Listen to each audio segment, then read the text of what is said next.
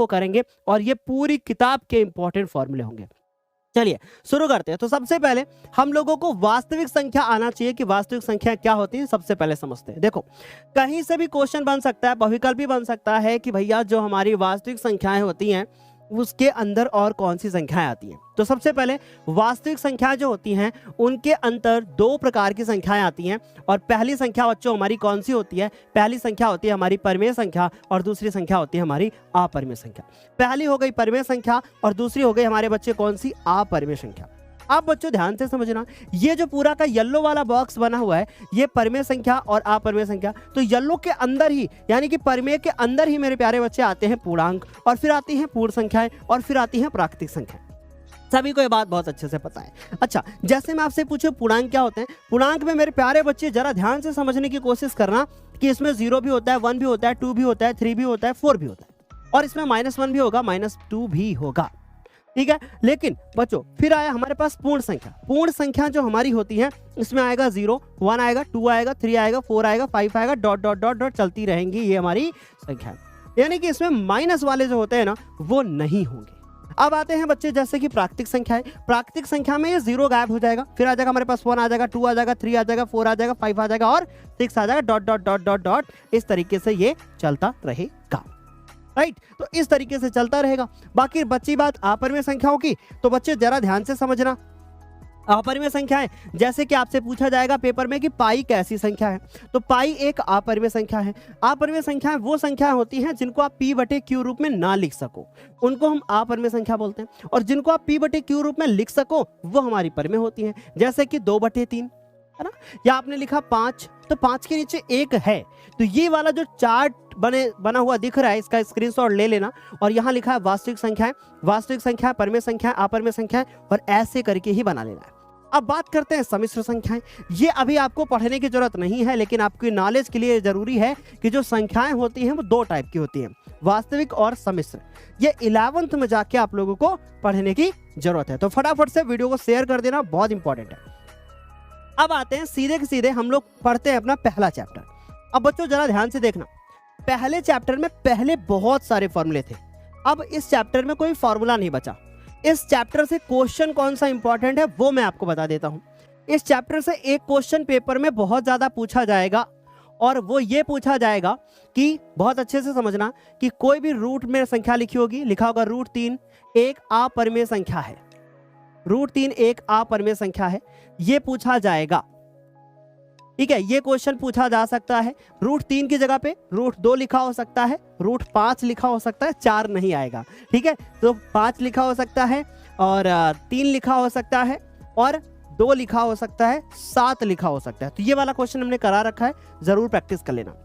दूसरी चीज आपको ये पता होना चाहिए कि सह अभाज्य संख्याएं कौन सी होती हैं। ठीक है, कौन सी संख्या सह अभाज्य संख्याएं कौन सी होती हैं? तो बच्चों जिनका मासा जो होता है ना, जिनका मासा यानी कि जिनका HCF बच्चों कैसा होता हो, जिनका HCF 1 होता है, जिनका HCF 1 होता है, उन्हें बच्चों हम लोग क्या बोलते हैं? उन्हें हम लोग बोलते हैं सह अभाज्य संख्या। जैसे ये क्वेश्चन पेपर में 1 नंबर का बनता ही बनता है। जैसे मान लीजिए कि हमने लिखा 8,25, ये हमने पूछा, ये जो आपको दिख रहा है ना, ये सह अभाज्य संख्याएं हैं। कौन सी संख्याएं हैं? ये सह अभाज्य संख्याएं हैं।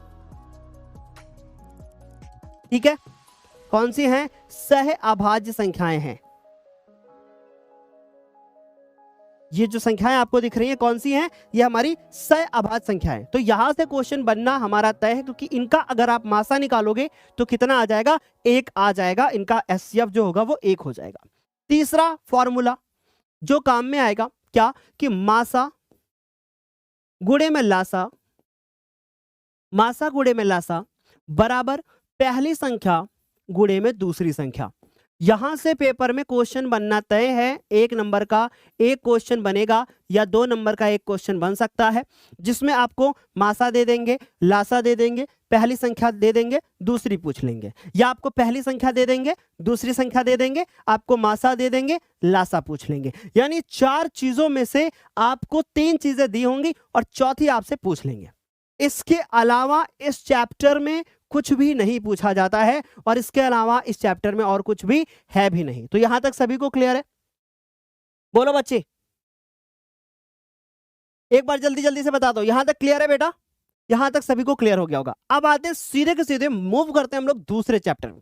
दूसरे चैप्टर में पहले भाग वाले क्वेश्चन आते थे, पर अब दूसरे चैप्टर में भाग वाले क्वेश्चन बिल्कुल भी नहीं है। तो अगर बहुपद की मेरे बच्चों अगर हम लोग बात करें, तो इसमें हमसे पेपर में पूछा जाएगा कि शून्य क्या होता है ना? यानी कि इस पेपर में पूछा जाएगा कि शून्य क्या होता है, यानी कि आपसे पूछा जाएगा कि आप शून्य ज्ञात करिए, है ना? और आपको गुणनखंड विधि आनी चाहिए। फॉर्मूला कौन सा है अभी मैं बताऊंगा। तो ये आ जाएगा हमारा गुणनखंड विधि से क्वेश्चन पेपर में आता है, ठीक है? तो ये हमारी जो गुणनखंड विधि होती है ना, चौथे चैप्टर में भी है। लेकिन गुणनखंड जो होती है ना, वो बहुपदों के लिए कि आप गुणनखंड करके बताओ, राइट? जैसे आपसे पूछा जाएगा कि x square plus 5x plus 4 इसके गुणनखंड करके आप शून्यक बता दो। तो दो शब्द आते हैं, एक होता है शून्यक और एक होता है मूल। तो अगर शून्यक निकालना हो, जैसे मान लीजिए इसके शून्यक निकालना है, तो आपको क्या करना है कि जो भी बहुपद आपको दिया होगा उसके बराबर आपको 0 लगा देना है। तो अगर आप बहुपद का बराबर 0 लगा दोगे, यानी कि आप लिखोगे कि शून्यकों के लिए जो हमारा बहुपद दिया होगा, शून्यकों के लिए जो आपका बहुपद दिया होगा उसके लिए आप लिख दोगे कि बहुपद बराबर क्या होगा, 0 हो जाएगा, राइट? फिर आप शून्य ज्ञात कर लोगे। फिर एक फॉर्मूला है जो इस चैप्टर में है, एक ही फॉर्मूला है, और वो फॉर्मूला है हमारा, बहुत अच्छे से समझने की कोशिश करना, कि शून्यकों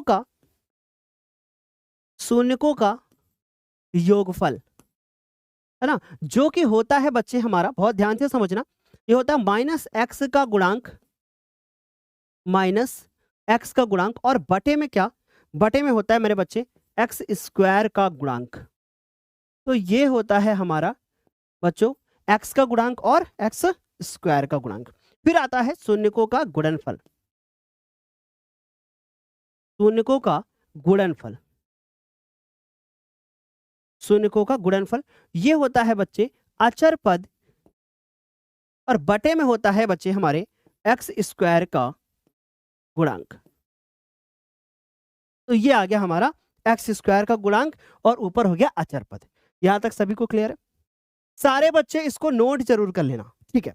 अब मान लीजिए कि हमारे पास एक बहुपद हो, मान लीजिए कि हमारे पास एक बहुपद हो a x square plus b x plus c दिया हो, तो इसी फॉर्मूले को हम लिख देते हैं माइनस का बी अपॉन ए, और इसी फॉर्मूले को हम लिख देते हैं सी अपॉन ए। बात समझ में आ गई है? यानी कि ये b जो होता है वो यहां आता है माइनस चिन्ह के साथ, और c यानी अचर पद, और बटे में एक्स स्क्वायर का गुणांक जो कि होता है a। तो यहां तक सभी को क्लियर होगा, किसी को कोई डाउट नहीं होगा। फटाफट से वीडियो को शेयर जरूर करते रहना। तो ये हो गया दूसरा चैप्टर। अब आते हैं सीधे के सीधे, मूव करते हैं तीसरे चैप्टर पे। स्क्रीनशॉट ले लेना बच्चे। आते हैं तीसरे चैप्टर पे। अब देखो तीसरा चैप्टर क्या है। तीसरे चैप्टर में सबसे पहले दो चर वाले रैखिक समीकरण होंगे। इसमें एक विधि आएगी जिसको हम लोग बोल देते हैं क्या, कि समीकरण को हल करने की विधि, समीकरण को हल करने की विधि। तो इसमें कुछ विधियां हैं। पहली जो विधि है वो बच्चे हमारी कौन सी विधि है, प्रतिस्थापन विधि, प्रतिस्थापन विधि। तो आपको प्रतिस्थापन विधि से क्वेश्चन करना है, और दूसरा जो आता है ना वो आता है विलोपन विधि। तो दो विधियों से आपको क्वेश्चन हल करना आना चाहिए, जिनसे क्वेश्चन डायरेक्ट पूछा नहीं जाता है, तो हमें विधियों पे ज्यादा फोकस नहीं करना है। तीसरा, इसके ऊपर इंपॉर्टेंट कुछ फॉर्मूले हैं, जैसे बहुत अच्छे से समझना। पहला, ये जो टेबल में बनाने जा रहा हूं, ये टेबल आपको बनानी है, और इसी टेबल पे क्वेश्चन बनना तय है। 100% इसी टेबल पर क्वेश्चन बनेगा, आप लोग चाहे देख लेना, ठीक है? इसी पर बनेगा क्वेश्चन। मैं दावे के साथ कहता हूं कि इसी पे क्वेश्चन बनेगा, जो मैं अभी लिखने जा रहा हूं इसी पे बनेगा बेटा क्वेश्चन। देखो ध्यान से समझ लेना, कोशिश करना, सब समझ में आ जाएगा बहुत प्यार के साथ। ठीक, देखो सबसे पहले आपकी एक प्रकार की रेखाएं होती हैं जिनको हम लोग बोलते हैं समपाती रेखाएं। कौन सी? समपाती रेखाएं। जो समपाती रेखाएं होती हैं वो एक रेखा ऐसे होती है और दूसरी रेखा भी इसी के ऊपर होती है, इनको समपाती रेखा कहते हैं। फिर उसके बाद होती है हमारी प्रतिच्छेदी रेखा, फिर होती है हमारी प्रतिच्छेदी रेखा, और तीसरी जो होती है ना प्रतिच्छेदी, मतलब एक दूसरे को जो काट के जाए, ऐसी रेखाओं को प्रतिच्छेदी बोलते हैं। फिर आती है समांतर, फिर आती है समांतर रेखा। ठीक, समांतर रेखा यानी एक रेखा ऐसे होगी और दूसरी रेखा उसके समांतर होगी।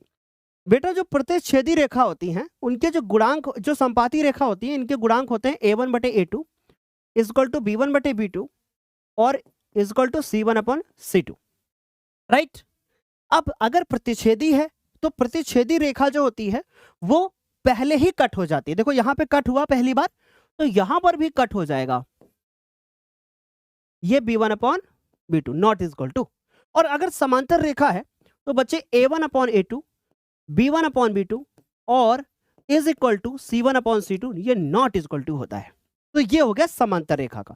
यहां तक मुझे नहीं लगता कि मेरे प्यारे बच्चों को कोई समस्या होगा।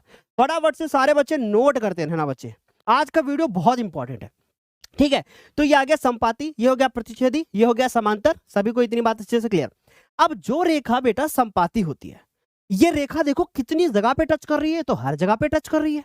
यानी जब हर जगह पे टच कर रही है तो इसका मतलब अनेकों जगह पे टच कर रही है, और जब अनेकों जगह पे टच कर रही है तो इसका मतलब इसके अनेक हल होंगे। कैसे हल होंगे? इसके अनेक हल होंगे। कैसे हल होंगे बच्चे? इसके अनेक हल होंगे, क्योंकि ये तो हर जगह पे टच कर रही है। और ये रेखा तो देखो पहले ही कट कर गई और एक जगह पे टच हुई, और जब एक जगह पे टच हुई तो इसका मतलब क्या हुआ? इसका केवल एक ही हल होगा, और उस हल को क्या बोलेंगे? अद्वितीय हल। जैसे मैं बोलूं ना कि आप अपने माँ बाप की इकलौती संतान हो, तो इसका मतलब आप अपने माँ बाप की यूनिक जो है संतान हो। यूनिक का मतलब अद्वितीय संतान हो, उसके अलावा दूसरा कोई संतान नहीं है, समझे ना। और बेटा मैंने कहा कि संपाती, ये तो हर जगह पे टच कर रही है, इसका मतलब इनके अनेकों संतानें हैं, है ना। इनके अनेकों संतानें हैं, अनेकों संतानें हैं मतलब अनेक हल है। और इनको देखो, ये तो कहीं नहीं टच कर रही है, नहीं टच कर रही है तो इनकी कोई संतान नहीं है, इनका कोई हल नहीं है, यानी इसका कोई हल नहीं है। तो ये याद करने का तरीका है, ठीक है। ये आप अपने दिमाग में याद कर सकते हो, इनको सेट कर सकते हो, राइट। अब एक चीज और पूछी जाती है, एक चीज ये पूछी जाती है कि किसका हल संगत होगा, किसका हल असंगत होगा। तो ये चीज बड़ा सिंपल है कि बेटा जिसका कोई हल नहीं वो असंगत, इनका जो हल होता है वो असंगत हल होगा, और इनका जो हल होगा वो संगत होगा। तो यहां से क्वेश्चन बनना हमारे पेपर में तय है। इसके अलावा इस चैप्टर में और कुछ भी नहीं है। बोलिए यहां तक फटाफट समझ में आया? एक बार जल्दी से बता दो। क्लियर है बेटा? समझ में आ गया? चलो भाई, अभी स्क्रीनशॉट लेना है तो ले लेना। ये हो गया हमारा तीसरा चैप्टर। अब आते हैं हम लोग बात करते हैं चौथे चैप्टर पे। देखो चौथा चैप्टर है हमारे पास कौन सा? द्विघात समीकरण। अच्छा द्विघात समीकरण मतलब देखो जैसे ए एक्स स्क्वायर प्लस का बी एक्स और प्लस का सी बराबर 0, यानी बहुपद में पीछे 0 लगा दो तो उसको हम लोग बोलते हैं द्विघात समीकरण। और जो द्विघात समीकरण होता है उसमें पीछे 0 लगा होता है बहुपद में, और जब हम इसके हल को ज्ञात करते हैं ना उनको मूल कहते हैं, और जब बहुपद में हल ज्ञात करते हैं तो उनको शून्यक कहते हैं। बस यही अंतर है। तो बेटा अगर आप इसको देखोगे तो एक चीज का ध्यान रखना है कि ये समीकरण में ए का जो मान होगा वो 0 ना हो, यानी ए का जो मान है 0 नहीं होना चाहिए। अर्थात ए का मान कभी 0 नहीं होगा। क्यों नहीं होगा? अगर ये 0 बन गया तो ये द्विघात समीकरण ही नहीं बनेगा, ये हमारा द्विघात समीकरण नहीं होगा, ये हमारा कभी भी शून्य नहीं होगा, है ना। यानी कि ए का मान कभी 0 नहीं हो पाएगा। लेकिन क्या बी का मान 0 हो सकता है? हो सकता है। अगर बी का मान 0 हो जाए, यदि बी बराबर 0 हो जाए, तब क्या होगा? तब क्या मिलेगा? तब हमको मिलेगा ए एक्स स्क्वायर, और ये पूरा गायब, और ये पूरा गायब, तो ये बचा, है ना। अगर ये 0 हो जाए बी बराबर, तो इसे हम कहते हैं शुद्ध द्विघात समीकरण। ये बात आपको किसी ने बताई थी? इसको हम कहते हैं कि ये कहलाता है शुद्ध द्विघात समीकरण। यानी कि ये एक समीकरण था, अगर ए का मान 0 नहीं हो सकता, हो जाएगा तो द्विघात समीकरण नहीं होगा। और अगर मेरे प्यारे बच्चे कि बी का मान 0 हो जाए तो जो मिलेगा वो शुद्ध द्विघात समीकरण मिलेगा। अब इस चैप्टर में ये तो था पहला पॉइंट। दूसरा पॉइंट कि इस चैप्टर में गुणनखंड विधि से क्वेश्चन को सॉल्व करना आता है। गुणनखंड विधि से क्वेश्चन को सॉल्व करना आना चाहिए। और मेरे प्यारे बच्चे, तीसरा कि आपको आना चाहिए, एक आपने गुणनखंड विधि सीख ली, दूसरा आपको आना चाहिए सूत्र विधि। अब ये सूत्र कौन सा है? ये सूत्र कौन सा है? ये सूत्र है हमारा श्रीधराचार्य सूत्र। क्या है सूत्र? देखो, ये होता है x बराबर minus b plus minus under root b square minus 4ac और अपॉन में 2a, पूरा का 2a, पूरी लाइन होती है, राइट? क्या होता है बच्चे? पूरी लाइन होती है हमारी, पूरी लाइन होनी चाहिए, ठीक? अच्छा, अब देखो, ध्यान से समझना, ये द्विघात समीकरण है, इसमें कुछ नोट है। क्या नोट है? कि यदि, ध्यान से समझना, यहां पे जो बी स्क्वायर माइनस 4ac है, इसको हम कहते हैं क्या? विविक्त, विविक्त कर। इसको विविक्त कर कहा जाता है। क्या कहा जाता है? इसको विविक्त कर कहा जाता है। और इसे हम लोग लिखते हैं d बराबर बी स्क्वायर माइनस 4ac, इसे हम लोग d से लिखते हैं, ठीक? अब इसमें पॉइंट नंबर 1, यदि d का मान 0 हो जाए, यदि d का मान 0 हो जाए या d का मान जो है वो प्लस में आ जाए, d का मान प्लस में आ जाए या d का मान 0 हो जाए या d का मान 0 से कम हो जाए, आपको स्पीड बढ़ाने की जरूरत नहीं पड़ेगी, मैं खुद ही इतना आराम से चल रहा हूं स्पीड में कि आपको दिक्कत नहीं होगा। तो अगर बेटा d का मान 0 से बड़ा आ जाए तो क्या होता है? अगर d का मान 0 से बड़ा आ जाएगा तो इसके जो मूल होंगे ना, वो वास्तविक होंगे। यानी इसके जो मूल होंगे वो कैसे होंगे? वास्तविक होंगे। यानी ये आएगा वास्तविक मूल और असमान होंगे, मूल वास्तविक होंगे और असमान होंगे। अगर d का मान 0 आ गया तो जो मूल वास्तविक होंगे और मूल कैसे होंगे? समान होंगे। अच्छा, अगर d का मान 0 हो जाए तो सोचो क्या होगा? ये 0 हो जाएगा, इस केस में यहां बचेगा माइनस बी बटे में 2a। तो अगर 0 हो गया तब हमारे जो मूल होते हैं वो माइनस बी अपॉन 2a होते हैं। आपको पूरा हल करने की जरूरत नहीं है, अगर आपने व्युत्क्रम कर 0 निकाल लिया है तो आप डायरेक्ट मूल निकाल सकते हो यहां से। अगर d का मान 0 से कम आ जाए तो मेरे प्यारे बच्चों, मूल जो होते हैं वो काल्पनिक होते हैं, और काल्पनिक होते हैं, समान आसमान की तो बात ही छोड़ दो। मूल कैसे होते हैं? काल्पनिक होते हैं, ठीक है? तो यहां तक आप लोगों को समझ में इतनी बातें आ गई होंगी।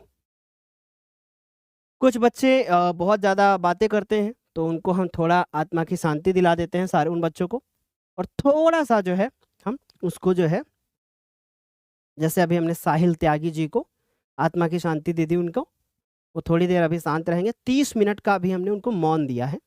वो दूसरी किसी आईडी से आ सकते हैं यहाँ पे बातें करने के लिए एक दूसरे से, लेकिन बाकी हमने शांति दे दी है और बाकी सबको हंसा दिया है। इसी बहाने मेरे बाकी जो बच्चे हैं वो हंस लेंगे थोड़ा सा, है ना, कि उनकी आत्मा को शांति होगी और आपको भी थोड़ा रिलैक्स मिलेगा कि आप थोड़ा अच्छे हो, इसलिए सेफ हो, राइट? चलो आगे चलते हैं। अब आते हैं हम लोग समांतर श्रेणी। अब ये चैप्टर इस बार 2024 का बोर्ड एग्जाम है, उसके लिए चैप्टर ना, मैं फिर आपको बोल रहा हूं कि रामबाण है। ये चैप्टर रामबाण है। इस चैप्टर में सबसे पहले आता है, जो बोला जाता है वो होता है प्रथम पद। पहले समझो कि समांतर श्रेणी क्या होती है, पहले समझना कि समांतर श्रेणी क्या होती है, और समांतर श्रेणी को अंग्रेजी भाषा में हम एपी कहते हैं। अच्छा, ये एपी होती क्या है बच्चे? समझो एपी क्या होती है। एपी में समझना कि ये पहला पद होता है, फिर उसके बाद ये दूसरा पद होता है, फिर बच्चों ये तीसरा पद होता है, फिर ये चौथा पद होता है, राइट? इस तरीके से करते करते ये हमारा आखिरी यानी अंतिम पद होता है। अब इसमें की एक खास बात होती है कि इसका जो पीछे वाला पद है, और अगर पहले वाले पद को घटा दे तो जो भी आंसर आएगा वो सेम आएगा। यानी कि अगर हम लोग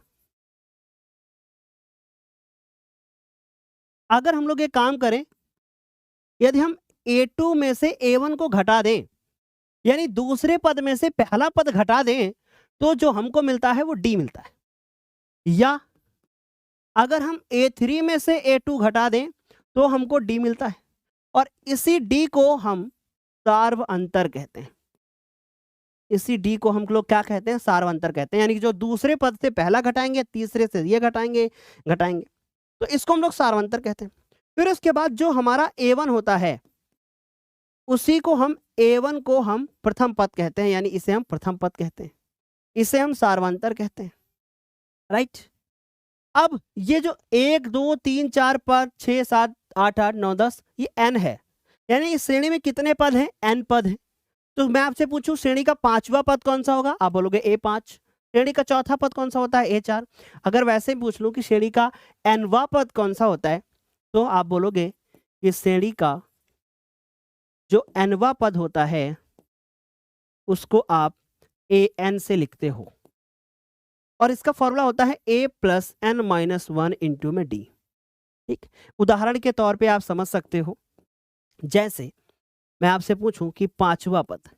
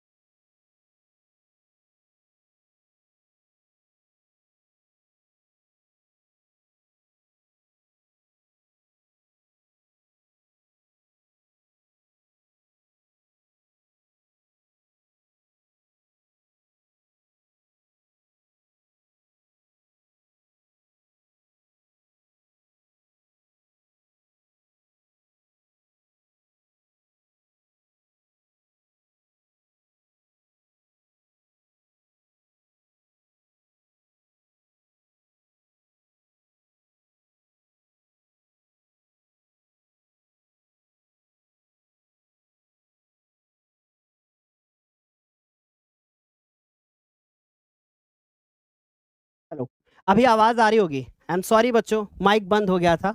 एक्चुअली ये जो बैटरी थी वो खत्म हो गई थी, इसलिए। राइट, यहां तक सभी को क्लियर है? आ गया ना समझ में?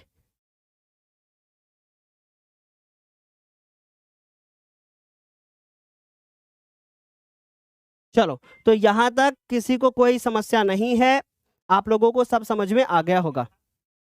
चलो राइट, चलो आगे चलते हैं। तो इसका स्क्रीनशॉट ले लेना। ये होता है n पदों का योगफल का फॉर्मूला, जो कि मैंने अभी लिखा कि Sn बराबर n/2 2a plus n minus 1 into D, और ये होता है n/2 a प्लस an। ये फॉर्मूला अभी हम लोगों को लिखना है, बहुत ज्यादा डीप में अगर आपको समझना है। यही चीजें मैं अभी पहले बोल रहा था। तो ये चैप्टर्स में हमने जब स्टार्ट किया था तो उस समय पढ़ा रखी है, तो वहां पे हम आपको समझना है तो समझ सकते हो, नहीं तो ये हमारा आज का सेशन जो है वो हमें है फॉर्मूलों को एक साथ लिखना भी है और थोड़ा थोड़ा समझना है, बहुत डीप में नहीं जाना है। राइट, तो यहाँ तक सभी को हो गया क्लियर। आगे चलते हैं। अब हमारा सबसे इंपॉर्टेंट चैप्टर आता है, जो कि है हमारे पास त्रिभुज। त्रिभुज में क्या पढ़ लें? मैं कहता हूं कि इस बार पेपर में 4 नंबर की ये प्रमेय आएगी। ये प्रमेय 4 नंबर की इस बार पेपर में आएगी, और ये चीज आप लिख के रख लो कि ये प्रमेय हमें अच्छी तरीके से पढ़नी है। अगर ये प्रमेय अच्छी तरीके से नहीं पढ़ोगे तो आपके 4 नंबर चले जाएंगे। ठीक, अब ये प्रमेय अलग से हमने वीडियो बना रखा है, जरा ध्यान से समझ लेना और इसको पढ़ना। अब ये प्रमेय क्या कहती है पहले समझ लेते हैं। ये प्रमेय कहती है कि अगर आपके पास कोई त्रिभुज हो, तो इस त्रिभुज की दो भुजाएं ले लो, उन पर कहीं पर बिंदु ले लो और उसके बाद इससे जाती हुई एक समांतर रेखा खींच दो। इससे जाती हुई एक समांतर रेखा खींच दो इस तीसरी भुजा के समांतर। ठीक, कभी कभी ये कथन भी लिखने को आता है 1 नंबर में कि थेल्स प्रमेय का कथन लिखिए। ठीक, तो थेल्स प्रमेय कहती है कि अगर आप इस भुजा के समांतर, क्या, अगर आप इस भुजा के समांतर एक भुजा खींचे जो ये वाली भुजा हो, वो भुजा समांतर हो, किस भुजा के समांतर हो, इस भुजा के समांतर हो, तो ये भुजाएं जो होती हैं, जो शेष दोनों भुजाएं हैं, वो समान अनुपात में डिवाइड हो जाती हैं। जैसे मान लीजिए हमारे पास यहाँ ए है, ये हमारे पास बी है, ये हमारे पास सी है, तो ए बी सी है, ये हो गया हमारे पास पी और ये हो गया क्यू। तो जो ए पी बटे में बीपी होगा या पीबी होगा और ए क्यू बटे में क्यूसी होगा, ये बराबर होगा। यानी कि ये ए पी बटे में पीबी बराबर ए क्यू बटे में ए सी, ये होगा। अगर इस थेल्स प्रमेय का हम लोग उल्टा निकालें तो हम ये देखेंगे कि अगर हमारे पास ए पी, एक और प्रमेय है कि ए पी बटे हम ए बी लिख सकते हैं, ए पी बटे में ए बी, और ए क्यू, ये क्वेश्चन भी है आपकी बुक में, ए क्यू बटे में ए सी, ये भी लिख सकते हैं। तो ये दो तरीके से हम लोग इसको रिप्रेजेंट कर सकते हैं। यह है हमारी थेल्स प्रमेय। आ गई मेरी बात समझ में? तो यहां तक सभी को हो गया क्लियर। अब ये जो आपको दिखाई दे रहा है यह है ट्रायंगल, यहां से क्वेश्चन बनेगा थेल्स प्रमेय से। इसके बाद आता है कि त्रिभुजों के लिए समरूपता की कसौटी। ये पेपर में एमसीक्यू हर साल बनता है और इस बार भी बनेगा। लिखा होगा कि दो त्रिभुज समरूप होते हैं। पहला ऑप्शन दिया होगा कि दो त्रिभुज समरूप होते हैं यदि उनके संगत कोण बराबर हो और उनकी संगत भुजाएं समानुपाती हो, तो जो दोनों त्रिभुज होते हैं वो समरूप होते हैं। राइट, इनको हम लोग बोलते हैं कि दोनों त्रिभुज हमारे समरूप होते हैं। इसके बाद आता है प्रमेय नंबर 6.3। दो त्रिभुजों में संगत कोण बराबर हो तो उनकी संगत भुजाएं एक ही अनुपात में समानुपाती होती हैं, इसलिए त्रिभुज समरूप होते हैं। जैसे मान लीजिए, समझने की कोशिश करना, एक ये है और एक ये त्रिभुज है, दो त्रिभुज हैं। ये त्रिभुज ए है, ये त्रिभुज बी है, ये त्रिभुज सी है, ये त्रिभुज हमारे पास ए बी सी हो गया, ये हो गया पी और ये हो गया क्यू और ये आर। मैंने कहा कि ये वाला जो कोण है वो इस कोण के बराबर है, मैंने कहा कि ये वाला जो कोण है वो इस कोण के बराबर है, और जो ये वाला कोण है वो इस कोण के बराबर है। यानी कि जो कोण ए है वो कोण पी के बराबर है, जो कोण बी है वो कोण क्यू के बराबर है, और जो कोण सी है वो कोण आर के बराबर है। तो जो कोण त्रिभुज हमारा एबीसी होगा, जो त्रिभुज हमारा एबीसी होगा वो समरूप होगा त्रिभुज पी क्यू आर के। अगर यहां पे आप आर पी क्यू लिख दोगे तो गलत हो जाएगा। अगर आप आर पी क्यू लिख दोगे तो क्या हो जाएगा? गलत हो जाएगा। यहां तक सभी को क्लियर है? राइट, यहां तक समझ में आ गया होगा। अब आते हैं इधर, ये थोड़ा दूसरे टाइप की है कि यदि दो त्रिभुजों में एक त्रिभुज की भुजाएं दूसरे त्रिभुज की भुजाओं के समानुपाती हो। यानी कि अगर दो त्रिभुज हैं, एक है ए बी और सी, उसके बाद दूसरा त्रिभुज है पी क्यू और आर। मान लीजिए कि ये भुजा हमारे पास है 2, ये है 3 और ये है 4, ये भुजा है 4, ये भुजा है 6 और ये भुजा है 8। तो अगर आप 2/4 करोगे तो 1/2 आएगा, 4/8 करोगे तो 1/2 आएगा, 3/6 करोगे तो 1/2 आएगा। यानी कि अगर ए बी बटे में पी क्यू कर दो और ए सी बटे में पी आर कर दो और बी सी बटे में क्यू आर कर दो और सबके मान बराबर आ जाएं, यानी 1/2 1/2 सब आ रहा था ना बराबर, तो अगर ये तीनों बराबर हुए तो हम लोग बोल सकते हैं कि जो त्रिभुज ए बी सी है वो समरूप होगा त्रिभुज पी क्यू आर के। वो त्रिभुज जो ए बी सी है वो त्रिभुज पी क्यू आर के समरूप होगा। यहां से क्वेश्चन बनता है, ये लिखा होगा और आपको इस तरीके से लिखकर दिखाना होगा। राइट, अगले पे आ जाओ। अब ये बड़ी इंपॉर्टेंट है, ये बहुत इंपॉर्टेंट है। यदि एक त्रिभुज का एक कोण, जैसे एक त्रिभुज का एक कोण दूसरे त्रिभुज के एक कोण के बराबर हो, जैसे मान लीजिए कि हमारे पास त्रिभुज ए बी और सी है और ये वाला जो त्रिभुज है ना बच्चे, ये है पी और ये है क्यू और ये है आर। मैंने कहा कि ये एक कोण जो है ना वो इस कोण के बराबर है, यानी कोण ए जो है ना वो कोण पी के बराबर है। अभी मैं कसौटी भी बताऊंगा आपको। फिर उसके बाद जो ए बी भुजा है वो पी क्यू, ए बी बटे पी क्यू किया मैंने, और ए सी बटे में पी आर किया। अगर ऐसा करने पर अगर ऐसा करने पर, ध्यान से हमारी बात सुनना, ऐसा करने पर ये दोनों बराबर आते हैं और ये कोण बराबर होता है, तो हम बोलेंगे कि दोनों त्रिभुज जो हमारे पास ABC है वो समरूप है त्रिभुज PQR के। और इस कसौटी का नाम क्या होगा? देखिए, आपने एक साइड का इस्तेमाल किया, आपने एक एंगल का इस्तेमाल किया और आपने एक साइड का इस्तेमाल किया, यानी कि साइड एंगल साइड कसौटी लग गई। हिंदी भाषा में बोलेंगे भुजा कोण भुजा कसौटी। ठीक, यहां पर आ जाओ। यहां पर देखो आपने क्या किया था, तीनों भुजाएं समानुपाती दिखाई, तो यहां पर एस एस एस यानी भुजा भुजा भुजा कसौटी। एस का मतलब साइड और साइड कसौटी। तो बेटा यहां तक सभी को क्लियर? एक बार जल्दी बता दो, सभी को यहां तक क्लियर है? मैं फटाफट से सारी चीजें आपको रिवाइज करा रहा हूं पेपर से जस्ट पहले। ठीक है, तो ये एस एस कसौटी, फिर उसके बाद एक कसौटी और देखी थी हम लोगों ने, यहां पर तीन कोण वाली, ये कसौटी को ए बोलते हैं। तो याद रखिएगा, इस कसौटी का एक दूसरा भी रूप होता है, वो ए भी हो सकता है। अगर दो ही कोण बराबर हो, तीसरा ना भी मिले, तो तीसरा ऑटोमेटिक बराबर होता है। तो हम लोग इसको ए भी बोल सकते हैं और ए भी बोल सकते हैं, ये दोनों चीजें हो जाएंगी। बेटा सभी को क्लियर है? तो ये थे त्रिभुज के कुछ इंपॉर्टेंट कॉन्सेप्ट थे।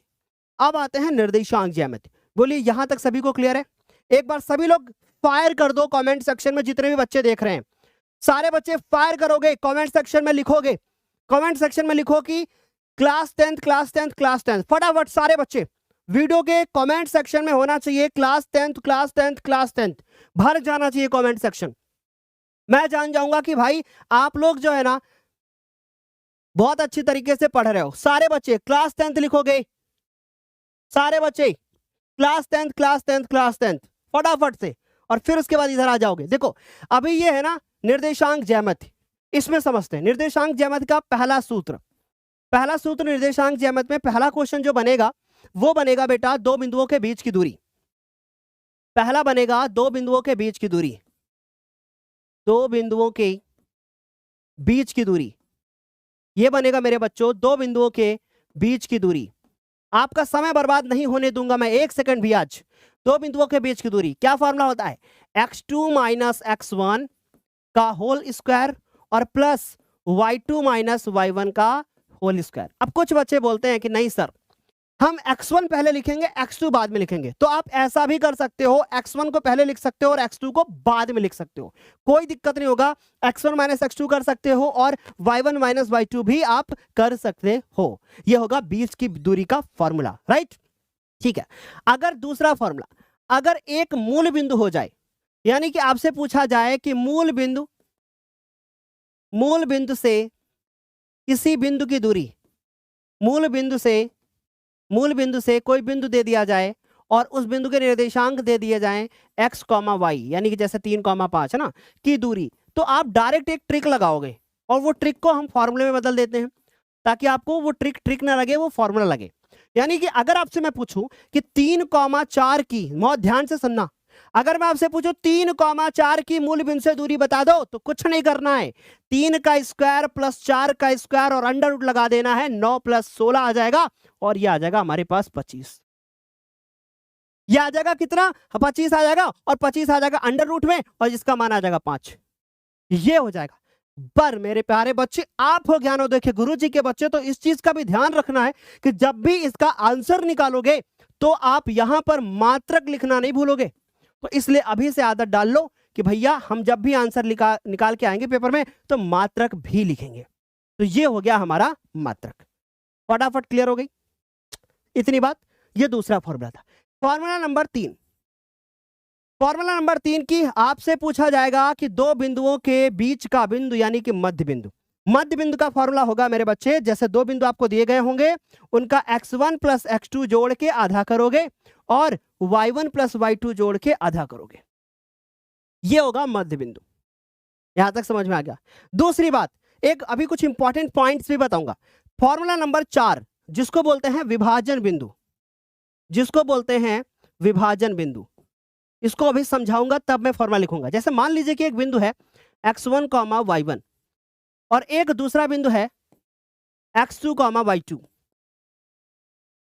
जैसे ये दो बिंदु हैं ऐसे x1, y1 और x2, y2, ये इसको डिवाइड करके जाता है, ये m है और ये n है। ठीक है, तो ये m से जब हम इसको कर देंगे और इसको हम इसके साथ गुणा करेंगे, यानी कि m का गुणा x2 से होगा और m का गुणा y2 से होगा, इस बात का ध्यान रखना। इनको मिला के एक फॉर्मूला बनाते हैं। देखो कैसे लिख रहा हूं मैं, m प्लस n, नीचे बटे में m प्लस n, यही चीज m प्लस n, इधर भी m प्लस n। ठीक, अब उसके बाद देखो ध्यान से, क्या कि m का गुणा x2 से था तो m x2 और y2 से था, n का गुणा x1 से था तो n x1 और यहां भी x1। ये बन गया फॉर्मूला, राइट। बोलो क्लियर हुई इतनी बात? मुझे नहीं लगता कि आप लोगों को 1% भी कोई समस्या होगा, तो यहां तक फटाफट से आप स्क्रीनशॉट ले सकते हो। अब इसके कुछ ना इंपॉर्टेंट पॉइंट है, इसके कुछ इंपॉर्टेंट पॉइंट्स हैं, मोस्ट इंपॉर्टेंट, वो समझ लो। जैसे आपसे पूछा जाएगा कि आप बताइए किसी x अक्ष से किसी बिंदु की दूरी, जैसे मान लिया आपसे मैंने पूछा कि 5,3 और मैंने कहा कि x अक्ष से बिंदु की दूरी क्या होगी, आप मुझे कमेंट सेक्शन में फटाफट से लिख के बताओ कि x अक्ष से इस बिंदु की दूरी क्या होगी। ध्यान से समझना, इसको बोलते क्या है, इसको बोलते हैं भुज और इसको बोलते हैं कोटि। तो अगर आपसे पूछा जाए कि x अक्ष से बिंदु की दूरी, वैसे सारी चीजें हमने समझा रखी है, लेकिन अभी हमें क्या करना है, पेपर में अच्छे से करना है। तो x अक्ष से बिंदु की दूरी ये पूछी जाए तो हम लोग कोटि का मान लिखते हैं। यानी कि अगर इसमें पूछा गया है कि x अक्ष से बिंदु की दूरी बताओ तो कितना लिखोगे, 3 लिखोगे और प्लस माइनस का चिन्ह नहीं लगाओगे। अगर यहां माइनस लगा होगा तो नहीं लगाएंगे। समझ में आ रही बात? तो अब है कि y अक्ष से बिंदु की दूरी, पानी दे दीजिएगा थोड़ा सा, y अक्ष से बिंदु की दूरी, तो अगर y अक्ष से बिंदु की दूरी पूछेगा तो हम भुज का मान लिखेंगे, राइट। यानी कि अगर x अक्ष से पूछेगा तो हमें y का मान लिखना है, और अगर y अक्ष से पूछेगा तो x का मान लिखना है। ये इंपॉर्टेंट है, 2023 के बोर्ड एग्जाम ने इस पर क्वेश्चन पूछा गया है, इस पर क्वेश्चन पूछा गया है बच्चे, राइट। तो इन चीज का ध्यान रखना है, इस चीज का बहुत ज्यादा ध्यान रखना है बच्चे कि x अक्ष से बिंदु की दूरी ये है, y अक्ष से बिंदु की दूरी ये है, राइट। क्लियर है इतनी बात? एक सवाल आपसे पूछ रहा हूं, क्या क्लास 11th के लिए एक अलग से यूट्यूब चैनल लॉन्च कर दिया जाए? जल्दी बताना, अलग से क्या एक यूट्यूब चैनल लॉन्च कर दिया जाए? नाम मैं अभी नहीं बताऊंगा, ज्ञानोदय से संबंधित ही होगा। इसका जवाब आज कमेंट सेक्शन में देना, क्योंकि मैं चाहता हूं कि जैसे आप लोगों का बोर्ड पेपर खत्म हो हम लोग 11th की तैयारी शुरू कर दें, ठीक है? तो आज बताना। चलिए आगे चलते हैं, इसका स्क्रीनशॉट लेना है तो ले लो। अगले पॉइंट पर चलते हैं। अब देखो त्रिकोणमिति का परिचय, इस पर क्वेश्चन कैसे है ध्यान से समझना। इस पे सबसे पहले आपको याद होना चाहिए पाइथागोरस फॉर्मूला। सबसे पहला आपको पता होना चाहिए कि पाइथागोरस सूत्र क्या होता है। क्या होता है पाइथागोरस सूत्र? कोण का स्क्वायर, आधार का स्क्वायर और लंब का स्क्वायर। यह फॉर्मूला पता होना चाहिए, यह आपका पहला फॉर्मूला होगा। दूसरा फॉर्मूला आपको इससे आना चाहिए कि लाल बटे कक्का, लाल बटे कक्का से आपको फॉर्मूला पता होना चाहिए। जैसे क्या, देखो जरा ध्यान से, ये साइन का मान, ये कॉस का मान और ये टैन का मान, इनको बोलते हैं त्रिकोणमिति अनुपात। साइन का उल्टा कॉसेक होता है तो ये कॉसेक का मान, ये होता है सेक का मान और ये होता है कॉट का मान। यानी अगर आपसे कोई पूछ ले कि साइन थीटा बराबर क्या होगा, अगर आपसे कोई पूछ ले कि कॉस थीटा बराबर क्या होगा, अगर आपसे कोई पूछ ले कि टैन थीटा बराबर क्या होगा, अगर आपसे कोई पूछ ले कि कॉसेक थीटा बराबर क्या होगा, अगर आपसे कोई पूछ ले कि सेक थीटा बराबर क्या होगा, अगर आपसे कोई पूछ ले कॉट थीटा बराबर क्या होगा, तो फटाफट से आप बता दो कि मेरे गुरुजी ने बताया था कि साइन थीटा बराबर लंब बटे कर्ण, यानी कि लंब बटे में कर्ण। आप बता दो कॉस थीटा बराबर आधार बटे कर्ण, आप बता दो आधार बटे कर्ण। आप बता दो टैन थीटा बराबर लंब बटे आधार। ठीक, आपसे कॉसेक पूछ लिया जाए तो कर्ण बचे लंब, है ना। आपसे पूछ लिया जाए सेक थीटा बराबर कर्ण बटे आधार, आपसे पूछ लिया जाए कॉट थीटा बराबर तो आधार बटे लंब। ये चीजें एकदम रटी होनी चाहिए, ये चीजें आपको बिल्कुल दिमाग में सेट होनी चाहिए, सारे बच्चों को क्लियर होनी चाहिए। राइट, आगे चले मेरे बच्चों।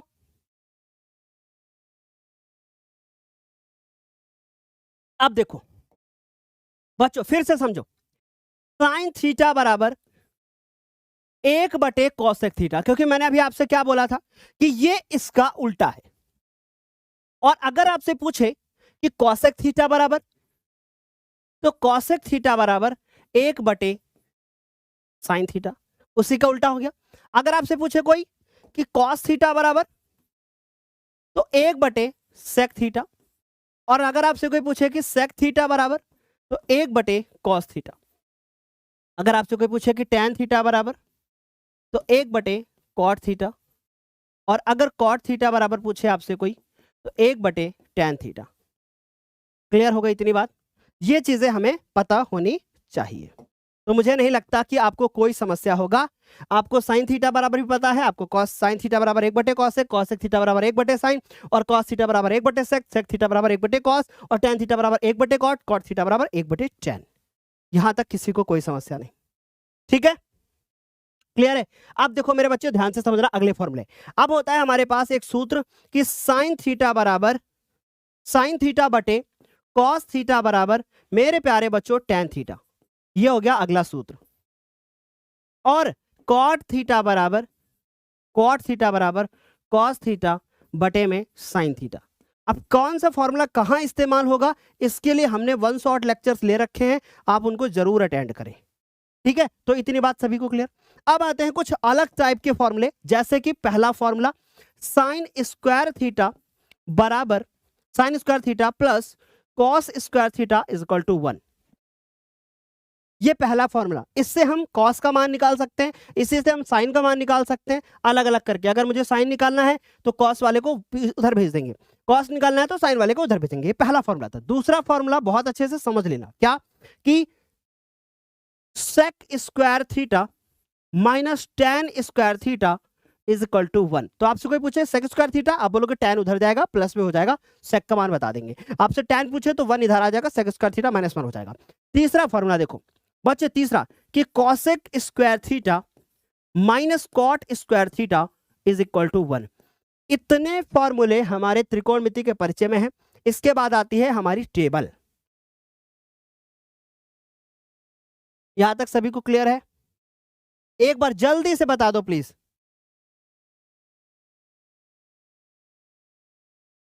क्लियर बेटा? सभी लोग जल्दी जल्दी से बता दो प्लीज। यहां तक सभी को समझ में आ गया? राइट, चलो अब हम लोग समझते हैं त्रिकोणमिति टेबल।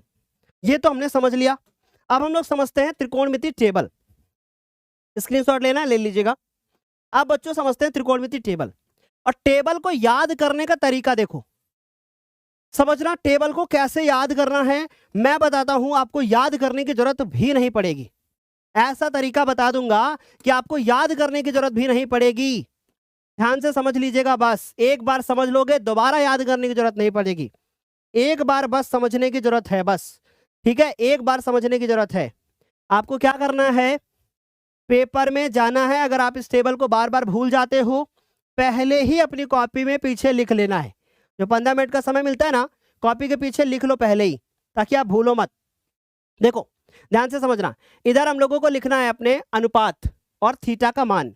तो थीटा कौन कौन से, 0 डिग्री, 30 डिग्री और 45 डिग्री, 60 डिग्री और 90 डिग्री, ठीक है? ये हमारे 0 degree, 30 degree, 45 degree, 60 degree, 90 degree, ये हमारे होंगे थीटा के मान, इसके अलावा कोई नहीं, ठीक है? अब उसके बाद इसमें होगा साइन थीटा।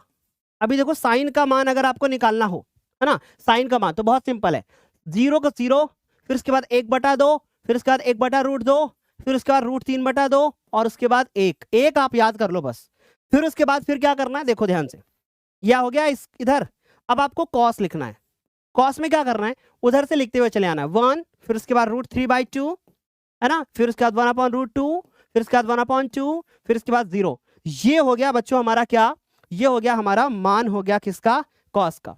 अब आते हैं, फिर आता है हमारे पास tan थीटा, ठीक है? tan में क्या होता है, tan में क्या होगा अभी देखना बच्चों, ऐसी ट्रिक जो एक बार में सब कुछ क्लियर हो जाएगा आपको, ठीक है? देखो जैसे बच्चों देखो, ये 0/1, अगर मैं 0 को 1 से भाग दूंगा तो आंसर 0 आएगा। अगर मैं इसको इससे भाग दूंगा तो 2 से 2 कट जाएगा, 1/√3, है ना। √2 से √2 कट जाएगा 1, 2 से 2 कट जाएगा √3/1। 1 को अगर हम 0 से भाग देंगे तो भाग होगा ही नहीं, यानी कि आएगा अपरिभाषित, ठीक है, इनफाइनाइट, राइट, क्लियर हो गया। अब देखो हमने साइन के मान निकाल लिए, अभी देखो tan हो गया ना, कॉट भी बता देते हैं। अभी कॉट में क्या करना है, उधर से लिखते हुए आना है, अपरिभाषित, फिर उसके बाद √3 होगा, फिर उसके बाद 1 होगा, फिर उसके बाद 1/√3 होगा, फिर 0 का 0 उतार दो, ये हो गया ऐसे।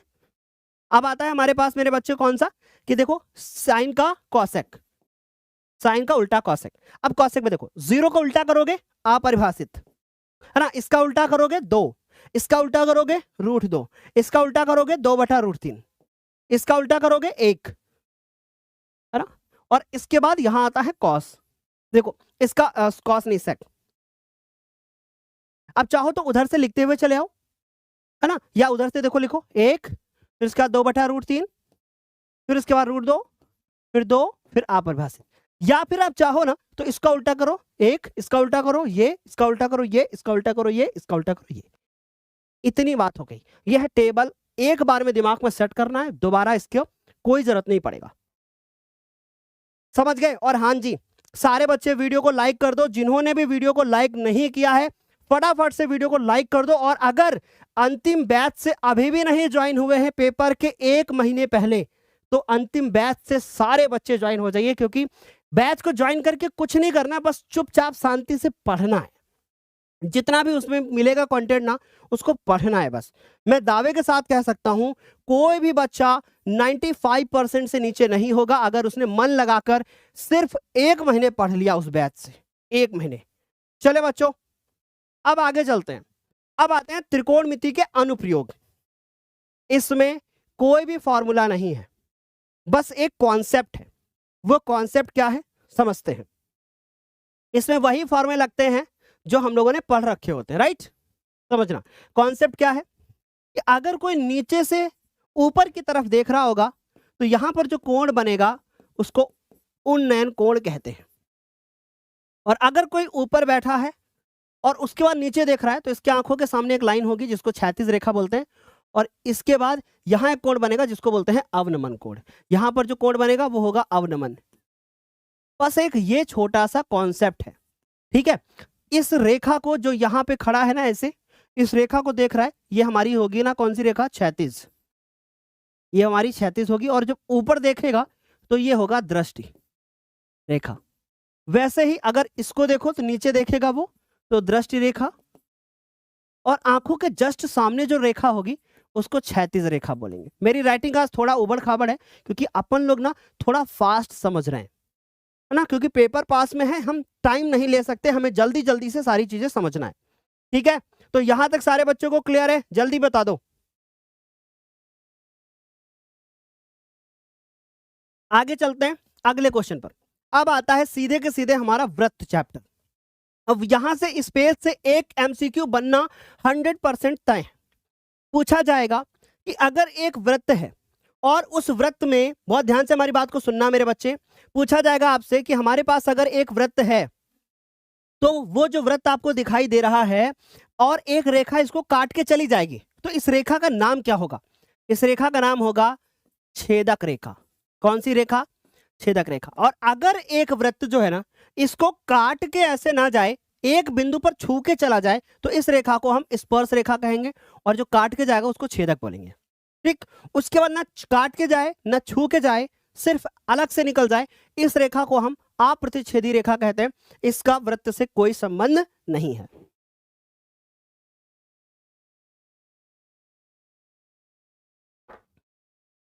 उसके बाद ध्यान से समझना, ये जो आपको यहां दिख रहा है ना बिंदु, ये केंद्र होता है, और अगर इसको हम इससे मिला दें, यहां पर जो बिंदु मिलेगा, जो जहां पर छू के जाएगा, इसको बोलते हैं हम लोग कौन सा बिंदु? स्पर्श बिंदु। तो अगर हम स्पर्श बिंदु से केंद्र को मिला दें तो हमको मिलता है त्रिज्या, और त्रिज्या जो होती है, जो ये त्रिज्या होती है, ये त्रिज्या हमारे इस स्पर्श रेखा पर लंब होती है, अर्थात यहां पर 90 डिग्री का कोण बनता है। इस पर प्रमेय है एक, वो प्रमेय आती है, इस पर एक प्रमेय है, वो प्रमेय आती है, बहुत इंपॉर्टेंट है, ठीक है। तो अब आते हैं अगले पॉइंट पर। एक बिंदु पर कितनी स्पर्श रेखाएं हो सकती हैं? यहां से भी क्वेश्चन 2 नंबर का बनने का तय है, या तो एमसीक्यू बनेगा, इन 3 पॉइंट से एमसीक्यू बनेगा। पहले बात ध्यान से सुनना, अगर वृत्त के अंदर कोई बिंदु है तो वृत्त पर अंदर स्थित बिंदु से कोई भी स्पर्श रेखा नहीं खींची जा सकती है। अगर कोई भी वृत्त के अंदर बिंदु है तो वहां से वृत्त के ऊपर कोई भी स्पर्श रेखा नहीं खींची जाएगी। यह बात एनसीईआरटी ने बहुत साफ साफ शब्दों में समझाई है कि वृत्त के अंदर किसी बिंदु से वृत्त पर कोई भी स्पर्श रेखा नहीं खींची जाएगी, यानी कि 0 स्पर्श रेखाएं होंगी, कोई स्पर्श रेखा नहीं होगी। यही बात यहां पर मेरे बच्चे स्थिति नंबर 1 में लिखा गया है। फिर आते हैं, ये दूसरे पॉइंट पे आते हैं कि अगर वृत्त के ऊपर कोई बिंदु स्थित है, उसकी परिधि पर, तो कितनी स्पर्श रेखा हो सकती है? केवल और केवल एक स्पर्श रेखा हो सकती है, यानी यहां पर 0 स्पर्श रेखाएं होंगी, यहां पर एक स्पर्श रेखा होगी। और अगर कोई बिंदु वृत्त के बाहर है, ना उसकी परिधि पे है ना अंदर है, अगर कोई बाहर है तो वृत्त के ऊपर 2 स्पर्श रेखाएं खींची जा सकती हैं। इस बात से यह पता चलता है कि वृत्त के बाहर किसी बिंदु से वृत्त के ऊपर केवल और केवल 2 स्पर्श रेखाएं खींची जा सकती हैं। लेकिन इस बात का आपको ध्यान रखना होगा, मैं आपसे क्वेश्चन पूछ रहा हूं और इसके बारे में सोचना शांत होके। अगर वृत्त के बाहर बिंदु हो कोई, उससे वृत्त पर कितनी स्पर्श रेखा खींची जा सकती हैं? तो केवल और केवल 2। लेकिन सिर्फ एक क्वेश्चन पूछे हम आपसे कि वृत्त पर कितनी स्पर्श रेखाएं खींची जा सकती हैं, तो इसका जवाब होना चाहिए कि अनंत। एक वृत्त पर हम अनंत स्पर्श रेखाएं खींच सकते हैं। लेकिन अगर हम कंडीशन लगा दें कि एक बिंदु से, तो फिर वो बिंदु के अंदर 3 कंडीशन आएंगी कि बिंदु कहां है। अगर बिंदु अंदर है तो कोई स्पर्श रेखा नहीं, बिंदु वृत्त पर है तो 1 स्पर्श रेखा, बिंदु वृत्त के बाहर है तो 2 स्पर्श रेखाएं। लेकिन अगर कोई कंडीशन नहीं है, सिर्फ इतना पूछा जाए वृत्त पर कितनी स्पर्श रेखाएं हो सकती हैं, तो अनंत स्पर्श रेखाएं हो सकती हैं। यहां से क्वेश्चन 100% बनता ही बनता है, राइट। एक कॉन्सेप्ट और है, जरा ध्यान से सुनना। अगर आपसे पूछे कि कोई एक वृत्त है और इस वृत्त के कितनी स्पर्श रेखाएं हो सकती हैं, तो अनंत। लेकिन अगर आपसे यह पूछे कि कोई कितनी समांतर स्पर्श रेखाएं हो सकती हैं, तो केवल और केवल 2। आप केवल या तो ऐसे खींच सकते हो तो 2 ही तो समांतर रेखाएं हुई, तीसरी खींचने के चक्कर में रहोगे तो छेदक बन जाएगी, है ना। अगर आप तीसरी खींचोगे तो छेदक बन जाएगी। और अगर आप चाहो तो ऐसे खींच सकते हो, तो होंगी ज्यादा से ज्यादा कितनी? ज्यादा से ज्यादा 2 ही स्पर्श रेखाएं खींच सकते हो जो कि समांतर होंगी। तो बहुत ध्यान से सुनना, जो भी क्वेश्चन पूछा जाए पेपर में बहुत आराम से आंसर लिखना, अन्यथा आप गलत करके आओगे। तो यहां तक मुझे नहीं लगता आपको दिक्कत होगा, ठीक है। जिन्होंने वीडियो को लाइक नहीं किया, फटक से वीडियो को जल्दी से लाइक कर दो, क्योंकि अभी तक 15,000 बच्चे इस वीडियो को देख चुके हैं। 15,000 बच्चे, ठीक है। तो बहुत बड़ी बात है कि एक वक्त में अभी सिर्फ 1 घंटा हुआ है और इतने सारे बच्चे आ गए, राइट। अब आते हैं सीधे, ये 2 प्रमेय हैं, पहली प्रमेय ये है और दूसरी प्रमेय ये है। इनको पेपर में तैयार करके जाना, बाकी कोई फॉर्मूला इस चैप्टर में नहीं है। अब आते हैं वृत्तों से संबंधित क्षेत्रफल। वृत्तों से संबंधित क्षेत्रफल में पहला फॉर्मूला कि आपसे पूछा जाएगा कि त्रिज्यखंड क्या होता है। तो पहले समझो, ये वृत्त है, ये भी वृत्त है, ये वृत्त का केंद्र है और ये भी वृत्त का केंद्र है। अगर हम इसको ऐसे मिलाएंगे तो ये जो बनकर आएगा इसे हम बोलेंगे त्रिज्यखंड। और अगर आपसे ये बोला जाए कि ये क्या है, सॉरी, ये आपसे बोला जाए कि ये क्या है जो नीचे यहां पर बनकर आया है, ये है वृत्तखंड।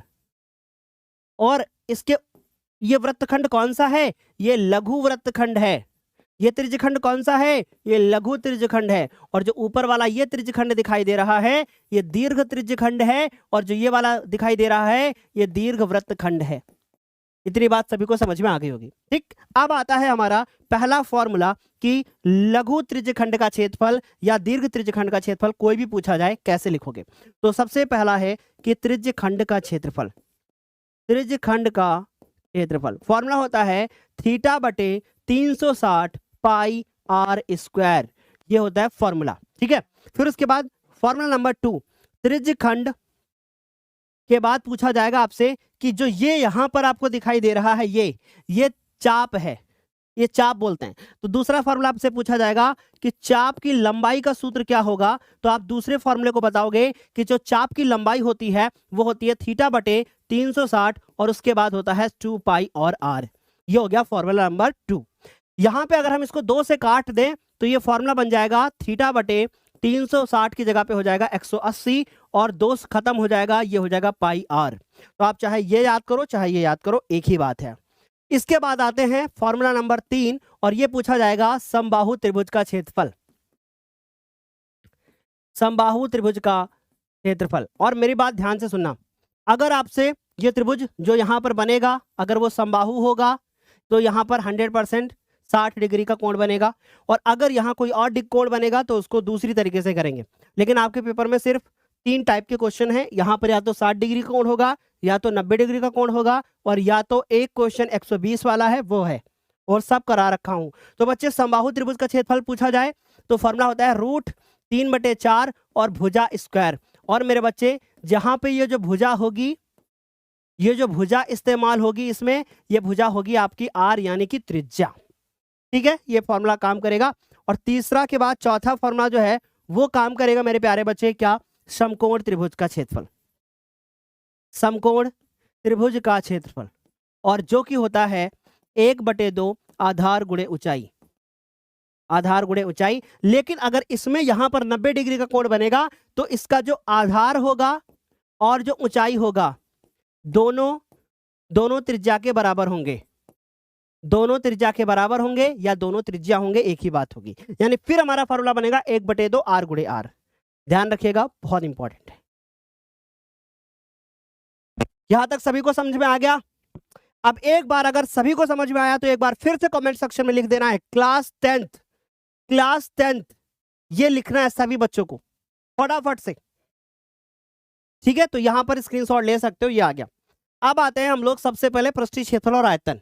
अब इसमें समझना, इसमें कुछ चीजें, सबसे पहले है हमारे पास घन, है ना। घन कैसे बनता है? सभी को पता है कि घन ऐसे बनता है, ऐसे, है ना। ये घन की भुजा होती है ना, जिसको कोर बोला जाता है। इसका सबसे पहले हम लोग यहां लिखेंगे पृष्ठीय क्षेत्रफल। ठीक है, ये होता है पृष्ठीय क्षेत्रफल, और यहां हम लोग लिखेंगे आयतन। ठीक है, तो जिसमें पृष्ठीय क्षेत्रफल 2 टाइप का होगा उसमें हम लोग 2 टाइप का समझेंगे, जिसमें 1 टाइप का होगा उसका हम लोग 1 टाइप का समझेंगे। तो वक्रपृष्ठ व संपूर्ण पृष्ठ। अच्छा, वक्रपृष्ठ क्या होता है और संपूर्ण पृष्ठ क्या होता है पहले एक बार समझ लेते हैं, क्योंकि इस चैप्टर में आपको सबसे ज्यादा समस्या होगी जैसा मुझे लगता है। लेकिन अगर आप मेरे से पढ़े हो तो आपको 1% भी समस्या नहीं होगी, ये भी मुझे पता है।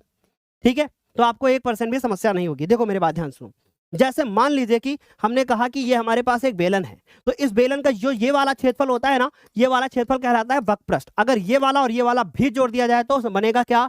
ये बन जाएगा मेरे प्यारे बच्चे संपूर्ण पृष्ठ। अब मान लीजिए कि हमारे पास एक शंकु है, अगर हमारे पास ये शंकु है तो इसका जो ये वाला क्षेत्रफल होता है ना, ये हम लोग बोलते हैं इसको वक्रपृष्ठ, और अगर ये भी जुड़ जाए तो इसको बोल देते हैं संपूर्ण पृष्ठ। तो ये बात क्लियर समझ में आ गई? अब जैसे मान लीजिए कि हमारे पास एक घन हो, जैसा कि आपको ये दिखाई दे रहा है, सब कुछ है हमारे रूम में। अगर ये हमारे पास घन है तो घन में सारी ये चीजें बराबर होती है ना, कोर बराबर होती है, तो हम लोग क्या करते हैं घन में ऊपर वाले को और नीचे वाले का नहीं काउंट करते हैं एरिया। ऊपर वाले का नीचे वाले का ए स्क्वायर ए स्क्वायर ए स्क्वायर सबका ए स्क्वायर होता है। तो इसलिए 1 2 3 4 4 ही भाग होते हैं, इसलिए हम लोग इसको बोलते हैं, इसका जो वक्रपृष्ठ होता है वो होता है 4a स्क्वायर, जबकि इसका जो संपूर्ण पृष्ठ होता है उसमें ऊपर नीचे का भी काउंट हो जाता है, वो ये होता है, और आयतन होता है a क्यूब यानी भुजा क्यूब। राइट, अब आता है हमारे पास घनाभ। अब आता है घनाभ। घनाभ में क्या होता है कि लंबाई, चौड़ाई और ऊंचाई, इनमें से तीनों बराबर आपस में नहीं होते हैं। इनका जो वक्रपृष्ठ होता है वो होता है 2, उसके बाद ब्रैकेट में l प्लस b और इंटू में होता है h, चाहे आगे लिखो चाहे पीछे, और ये होता है 2lb plus BH plus HL, और इसका जो आयतन होता है वो होता है L into B into H. 3 फॉर्मूले हो गए। राइट, फिर उसके बाद तीसरा आ जाता है, वो होता है हमारे पास बेलन। तीसरा होता है वो होता है बेलन। बेलन कैसे बनता है? बेलन बच्चों ऐसे बनता है। ठीक है, बेलन में ये जो होती है वो त्रिज्या होती है, और बेलन में जो ये होता है वो होता है ऊंचाई। एक बेलन में क्या होता है, इसका जो वक्रपृष्ठ होता है वो होता है 2 पाई और r और h। मैंने प्रूफ करके भी दिखा रखा है कि कैसे। और उसके बाद ये होता है 2 पाई r और ब्रैकेट में h प्लस आर।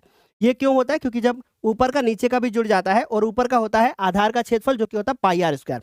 अगर मैं आप इसका क्षेत्रफल अलग से निकालने के लिए जाओगे या ऊपर वाले का निकालने के लिए अलग से जाओगे तो ऊपर का होता है पाई आर स्क्वायर, क्योंकि ऊपर वृत्त बनता है। ठीक, इसका आयतन होता है पाई आर स्क्वायर और h। ठीक है, अब आते हैं बच्चों हम लोग समझते हैं शंकु।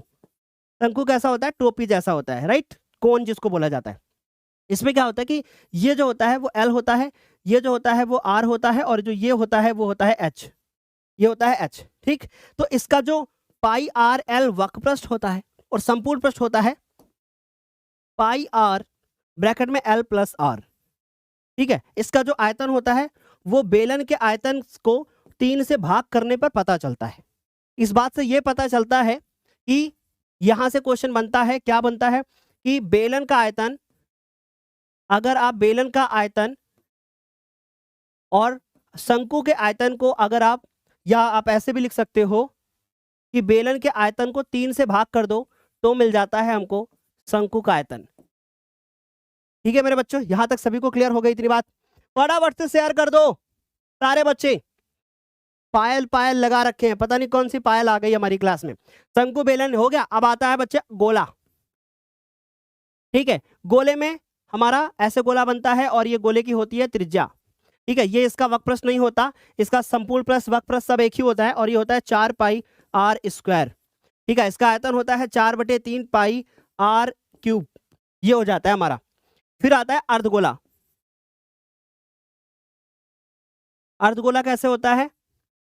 ऐसे होता है अर्धगोला, इसका 2 पाई आर स्क्वायर वक्र प्रस्थ, और एक ऊपर वाले का भी जुड़ जाता है तो 3 पाई आर स्क्वायर, और 2 की जगह पे 4 की जगह पे 3 कर दो, ये आ जाएगा हमारे पास इसका वक्र प्रस्थ। इस शंकु में एक और फॉर्मूला होता है, ये आपको नोट करना होगा, वो होता है L स्क्वायर बराबर H square plus R square. तो यहां तक सभी बच्चों को क्लियर? ठीक है, समझ में आ गई बात? समझ गए ना? फटाफट क्लियर? चलो भाई फटाफट सभी को क्लियर हो गया इतनी बात। अब यहां तक हम लोगों को समझ में आ गया कि घन क्या है, घनाभ क्या है, बेलन क्या है, शंकु क्या है, गोला क्या है, अर्धगोला क्या है। इतने फॉर्मूले हैं इस चैप्टर में और कोई फॉर्मूला नहीं है। एक छोटा क्वेश्चन बनता है एमसीक्यू, वो जरा ध्यान से सुनना। आपसे पूछा जाएगा कि बेलन का आयतन क्या होता है, और बेलन के आधार का क्षेत्रफल दे देंगे और ऊंचाई दे देंगे, तो आपको दोनों को बस गुणा कर देना है। क्योंकि देखो इसको बोलते हैं ना कि आधार का क्षेत्रफल, देखो ये इतना आधार का क्षेत्रफल हो गया और ये ऊंचाई हो गई, यहां से क्वेश्चन बनता है। अब आते हैं हम लोग समझते हैं सांख्यिकी, बहुत आसान है। सबसे पहले आते हैं माध्य पे। ठीक है, माध्य पे कौन से फॉर्मूला बनेंगे? देखो माध्य का फॉर्मूला नंबर 1, फॉर्मूला नंबर 1, इसको मीन भी कहा जाता है। फॉर्मूला नंबर 1 होता है कि माध्य बराबर, माध्य को एक्स बार से लिखते हैं ना, तो हम डायरेक्ट एक्स बार यहां लिख देते हैं। एक्स बार बराबर पदों का योग बटे पदों की संख्या, पदों का योग बटे पदों की संख्या। तो ये आ गया पदों का योग बटे पदों की संख्या। फॉर्मूला नंबर 2 जिसको बोलते हैं जिसको बोलते हैं प्रत्यक्ष विधि द्वारा माध्य ज्ञात करना, तो इसको बोलते हैं प्रत्यक्ष विधि द्वारा माध्य ज्ञात करना। ये होता है हमारे पास x bar equal to summation f x बटे में एन, जहां एन क्या होता है? ये होता है बारंबारता को जोड़कर निकाला जाता है। ठीक, ये भी नोट कर लोगे कि जहां एन बराबर, नोट कर लो, जहां एन बराबर जो होता है वो समेशन एफ होता है, यानी कि बारंबारता को जोड़ने के बाद मिलता है। फॉर्मूला नंबर 3 जिसको बोलते हैं कल्पित माध्य, कल्पित माध्य विधि द्वारा, है ना, कल्पित माध्य विधि। इस विधि में क्या होता है कि X bar is equal to A plus, मुझे कौन कौन ले चलेगा अपना पेपर दिलाने? ले चलोगे? एफ डी बटे में एन, ये हो जाता है हमारे पास फॉर्मूला नंबर 2। हाँ 3 हो गया ना, चौथा देखो, चौथा फॉर्मूला 2 है हमारे पास पद विचलन विधि, स्टेप डेविएशन मेथड, पद विचलन विधि। पद विचलन विधि क्या होता है? फॉर्मूला होता है X bar is equal to A plus summation F U divided by N into में एच। इसको कैसे निकालते हैं ये सारी चीजें आपको बताई जा चुकी हैं। इसके बाद आता है माध्यक। माध्यक को हम लिखते हैं येलो से, सही रहेगा ना, कलर चेंज हो जाएगा थोड़ा सा। ये आ गया माध्यक। माध्यक को हम लोग बोलते हैं माध्यिका भी कहते हैं। माध्यक को क्या बोलते हैं? माध्यक को माध्यिका भी कहते हैं।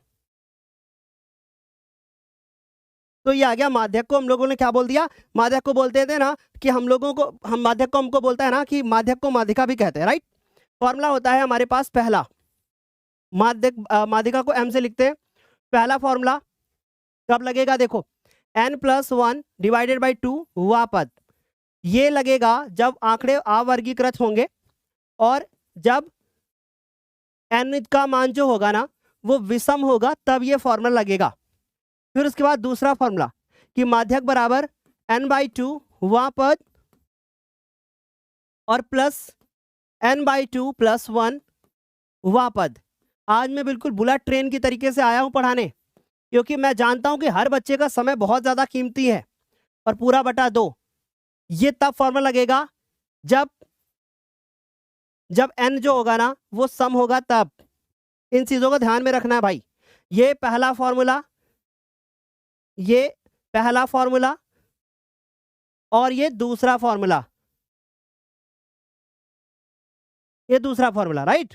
अब आते हैं फॉर्मूला नंबर 3 कि माध्यिका का फॉर्मूला क्या होता है। इसको m से लिखते हैं जब आंकड़े वर्गीकृत हो। क्या होता है फॉर्मूला? ध्यान से सुनना, l + n/2 - c divided by f into में h। इसमें मैं एक बार समझा देता हूं कि कौन क्या होता है। l क्या होता है? माध्यक वर्ग की बारंबारता, सॉरी माध्यक वर्ग की निम्न सीमा। f क्या होता है? माध्यक वर्ग की बारंबारता। h क्या होता है? जो वर्ग सीमा होती है, जिसको हम निकालते हैं उच्च सीमा माइनस निम्न सीमा। c क्या होता है? माध्यक वर्ग के ठीक पहले वर्ग की बारंबारता। n क्या होता है? बारंबारताओं का योग। इतनी बात समझ आ गई? अगर ये क्वेश्चन नहीं आते हैं तो वन शॉट वीडियो हमने करा रखा है, जाके प्लेलिस्ट से देख लेना। तो इतने फॉर्मूले हो गए। अब आते हैं चौथा करते हैं। चौथा होता है बहुलक। तो बहुलक में 2 टाइप के क्वेश्चन आते हैं, एक तो फॉर्मूला बेस्ड और एक कॉन्सेप्ट। बहुलक पहला जिसमें जिसकी बारंबारता सबसे ज्यादा, वही पद हमारा बहुलक होता है। दूसरा कि फॉर्मूला होता है बहुलक को, जिसको हम लोग अंग्रेजी में मोड कहते हैं। तो ये फॉर्मूला होता है बहुलक बराबर, ये फॉर्मूला होता है बहुलक बराबर l + f1 - f0 2f1 - f0 - f2 और उसके बाद इनटू में h, ये होता है। अब सुन लो कि f1 क्या होता है। पहले l देखो, बहुलक वर्ग की निम्न निम्न सीमा, ठीक है, उच्च सीमा निम्न सीमा होता है ना। बहुलक वर्ग की निम्न सीमा f1 क्या होता है? f1 होता है बहुलक वर्ग की बारंबारता। f0 क्या होता है? बहुलक वर्ग के ठीक पहले वर्ग की बारंबारता। f2 क्या होता है? बहुलक वर्ग के ठीक बाद की बारंबारता। और h क्या होता है? वर्ग सीमा, उच्च सीमा माइनस निम्न सीमा, जो ऊपर वही नीचे। तो ये हो गए फॉर्मूले। यहां तक समझ में आ गया? एक बार जल्दी जल्दी से बता दो, सभी को क्लियर? यहां तक जल्दी जल्दी बता दो, सभी को समझ में आ गया इतनी बात? फटाक से सारे बच्चे, और तुरंत 4000 लाइक हो जाना चाहिए। अभी 3742 हुआ है, 250 जो बाकी है वो फटक से पूरा हो जाए 5 मिनट के अंदर, तो मैं जानूंगा कि भाई you are my student. The power of Gyanoday के गुरुजी यूट्यूब चैनल, राइट। फटक फटक से लाइक हो जाना चाहिए सारे बच्चे। जब तक मैं प्रोबेबिलिटी करूं 4000 लाइक हो जाए तो भाई मैं जान जाऊंगा कि भाई आप बहुत अच्छे स्टूडेंट हो। प्रोबेबिलिटी पहला फॉर्मूला क्या होता है कि प्रायिकता कैसे निकालते हैं। इसे हम लोग लिखते हैं किससे हैं? P। कैसे लिखते हैं? यदि कोई घटना हो, यदि कोई घटना ई हो, तब उसकी जो प्रायिकता होती है उसको हम लोग ऐसे लिखते हैं। और ये कैसे निकालते हैं? इसका फॉर्मूला होता है अनुकूल परिणामों की संख्या। अनुकूल परिणामों की संख्या, अनुकूल परिणामों की संख्या या अनुकूल परिणाम बटे में कुल परिणामों की संख्या, कुल परिणाम, राइट। इसका भी वन शॉट करा रखा है, सारे चैप्टर का वन शॉट करा दिया। अगर आप पढ़ लोगे तो पूरे नंबर आएंगे। इसको लिखते हैं NE बटे में NS। ये हो गया प्रायिकता का पहला फॉर्मूला। ये हो गया पहला फॉर्मूला। फॉर्मूला नंबर 2, अगर किसी घटना के होने की प्रायिकता ये है तो उस घटना के ना होने की प्रायिकता ये है, जो अब लिखने जा रहा हूं, उस घटना के ना होने की प्रायिकता ये है, तो दोनों को जोड़ने के बाद 1 आता है। This is the formula number 2। This is the formula number 2। इसी से फॉर्मूला और बना सकते हो कि यहां पर बार लगा है ना, इसको उठा के उस तरफ भेज दो, तो PE बराबर 1 माइनस करके भी कर सकते हो। तो ये है हमारे कुछ फॉर्मूले जो हमें पता होना चाहिए। इसके अलावा इस चैप्टर में कोई भी सूत्र नहीं है। इसके अलावा इस चैप्टर में कोई भी सूत्र नहीं है। कुछ चीजें बोलकर बता रहा हूं जो दिमाग में एकदम सेट होनी चाहिए कि किसी सिक्के को एक बार फेंकोगे तो प्रतिदर्श समस्या में H, T आएगा। 2 बार फेंकोगे तो HH, TH, HT और TT, ये आएगा, 4 होंगे, ठीक है। फिर उसके बाद अगर उसको 3 बार फेंकोगे तो वो आपके सिलेबस में नहीं है। पासे के बारे में पता होना चाहिए, कार्ड्स के बारे में पता होने चाहिए, यानी पत्तों के बारे में। कुल 52 पत्ते होते हैं, 26 पत्ते लाल, 26 काले। फिर 13 पत्ते हुकुम, 13 पत्ते फूल के काले काले, 13 पत्ते लाल पान के, 13 पत्ते हमारे जो होते हैं ना वो कैसे होते हैं बच्चे, ईंट के होते हैं। सबके पास अपना अपना इक्का, सबके पास इक्की दुक्की तिक्की चौवा पंजा छक्का सत्ता अट्ठा नैला और दहला। फिर उसके बाद आता है गुलाम, फिर आती है बेगम, फिर आता है बादशाह। गुलाम बेगम बादशाह के पास जो होता है वो उसके पास चेहरा होता है अपना, यानी कि टोटल 3 चौको 12 चेहरे वाले पत्ते होते हैं। सब दिमाग में सेट होना चाहिए एकदम, जैसे मेरे सेट है ना कि मैं 1 घंटे लगातार बोल के आपको सारे फॉर्मूले करा दिया हूं, ऐसे ही आपको भी होना चाहिए, ठीक है। चलो भाई, तो यहां तक जल्दी जल्दी मुझे बता दो कि सभी को समझ में आ गया। तो यहां तक क्लियर। एक फॉर्मूला छूट गया, वो बता देते हैं। एक फॉर्मूला छूट गया, वो फॉर्मूला क्या है, इसमें इस वाले में बता देता हूं। ये हमारा जो है ना वो सांख्यिकी का है ना, ये हमारा सांख्यिकी का है। फॉर्मूला नंबर है 3 माध्यक बराबर 2 माध्य प्लस का बहुलक। अब आपका फर्ज बनता है कि इस वीडियो पे इतनी कमेंट करना और एक चीज लिखना, class 10th important math formula, इतना लिख के जाना है आज की इस वीडियो में। Class 10th math important formula, या आपको लिखना है all formula of class 10th math, ऐसे लिखना है। जो आपको टाइटल है ना इसका वही लिख देना है। इससे क्या होगा मैं बताता हूं। इससे ये होगा कि जो बड़े बड़े और जो बच्चे ऐसे पढ़े हुए हैं जो साल भर नहीं पढ़े हैं वो सर्च करेंगे, और सर्च करेंगे तो ये वीडियो उनको पहले नंबर पे दिखाई देगा, राइट। अच्छा, अब पूरा हो चुका है सिलेबस। अब मैं कुछ बात बताऊंगा, ध्यान से सुनना। 2 तरीके की क्लासेस होती हैं, एक होता है यूट्यूब पे क्लास, एक होता है ऐप पे क्लास। अगर कोई